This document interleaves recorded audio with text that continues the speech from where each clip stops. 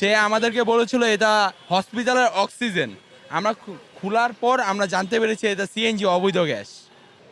বর্তমানে আমরা রয়েছি রাজধানীর মাতুয়াইল মহাসড়কে, একদম মাতুয়াইল ইউলো পয়েন্টেই, এবং সকাল থেকে এখান পর্যন্ত আমরা দেখতে পেরেছিলাম যে ছাত্ররা এখানে তাদের দায়িত্ব যথাযথভাবে পালন করে যাচ্ছেন।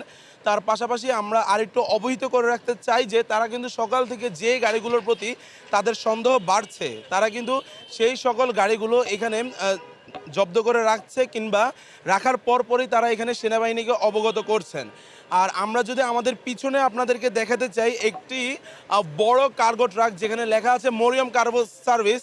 এখানে গাড়িটি হচ্ছে ছাত্রছাত্রীরা যখন গাড়িটি সিগন্যাল দিয়েছিল তাদেরকে শুরুতে বলা হয়েছিল গাড়িতে অক্সিজেন ছিল, কিন্তু ঘটনাস্থলে পরবর্তীতে ছাত্ররা যখন গাড়িটি খুলে চেক করে এবং একটি ভিডিও তারা করে রাখে গণমাধ্যম কর্মীদের জন্য, যাতে করে পরবর্তীতে সেনাবাহিনী এবং গণমাধ্যম কর্মী এখানে আসলে যেন তারা এই ভিডিওটি